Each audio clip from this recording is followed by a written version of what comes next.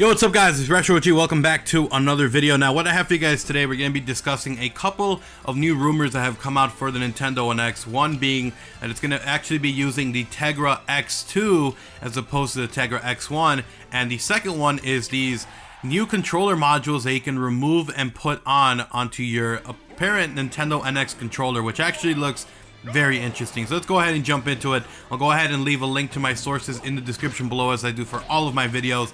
Let's go ahead and talk about it. So first one, when news first came out about the Nintendo NX using a Tegra X1 chipset, it was kind of split. Some people were happy, other people were not so thrilled. I being the one on not so thrilled about it because I thought this was going to be a dedicated home console that would have a powerful, system, something that would at least be slightly or maybe a little bit more powerful than the Wii U. Not something that was between PS3 and PS4 level, because that just sounds like crap. Like, real talk, to me, sounds like crap. I wouldn't want a home console, or more specifically a handheld that's trying to trick you into thinking it's a home console. But anyway, so new news came out saying that it's actually going to be using the Tegra X2, which is supposed to be far more powerful and might be closer to PS4 levels, maybe even up to PS4 Neo. Again, this is all just speculation. No one knows the official specs or info that's going to be coming on the new Tegra X2 chipset. Now, this could actually have some validity to it, just because there's a lot of rumors that came out before that the Nintendo NX was supposed to come out in 2016, and then there was rumors that it was pushed back into 2017, which the new launch window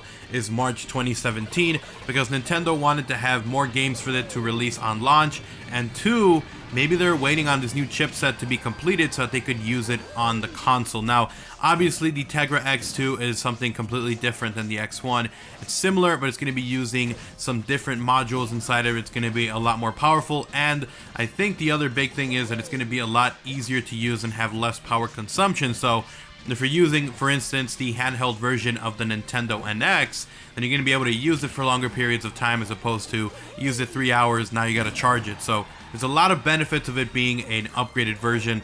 There's a lot of people who are kind of doubtful that this is true, because Nintendo seems to always go with like an older version of tech and stuff like that so they can lower the cost of the console. But considering that the Tegra X1 wasn't as breakout as I think Nvidia thought it was going to be, it wouldn't really be a surprise if they decided, hey, Nintendo's a huge company, if we give them these chipsets a lot cheaper for them to use on their consoles, we'll make a whole lot more money and maybe even make an impact by showing people that how powerful their chipset really is. So we'll definitely see. If it really is as powerful or close to a PS4 or even a PS4 Neo, then I'm completely okay with that. Now, the next thing is actually rumors on the controller itself. So we've heard rumors already that it would have detachable controllers on it, and there's actually a new patent that was kind of revealed recently that was filed, I believe, a couple years ago, and now it's coming to light.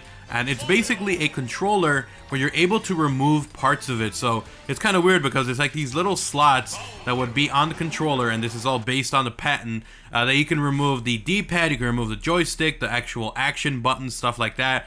And you can customize the controller the way you want. So if there's a game that requires 2 analog sticks, for instance, you can put them in whatever position you want. You can have 2 on the left side, 2 on the right, 1 up top on the left, 1 on the bottom, Xbox controller style. And if you wanted to have some other stuff on it, like a D-pad or more action buttons, you could have it. And to me, this is actually really interesting, honestly, because we've never had that level of customization when it comes to controllers. We've had controllers like the Wii controller, which was kind of weird, but you could play it if you were a lefty or a righty. So I think this is an evolution of that, where you can play the way you want and customize the controller the way you want.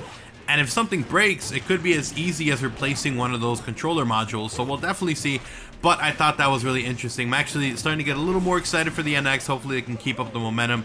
If these rumors are true, I'm starting to kind of lean on, hey, maybe this might work, because it would be a newer chipset with a customizable controller, and that sounds pretty interesting to me. But anyway, so I just wanted to talk about these rumors, my thoughts on them. If you guys didn't know about them, let me know in the comment section what you think about it now. Do you think it's pretty cool? Do you think it's dumb? But anyways, thank you guys so much for watching the video. Hopefully you guys enjoyed it. Make sure you guys drop a like and a favorite. It does help out. It is appreciated. If you are new, if you want to see more videos like these, obviously, make sure you subscribe and turn on notifications. And make sure you follow me on Twitter at TheRetrOG for more news, info, rumors, and more. And last but not least, check out my sponsor, Cash for Apps. It's simple, it's easy. You download the app, you download some apps, and boom, you start making cash. So definitely check them out. Link down below. I'll see you guys in the next upload. I'm out. Peace.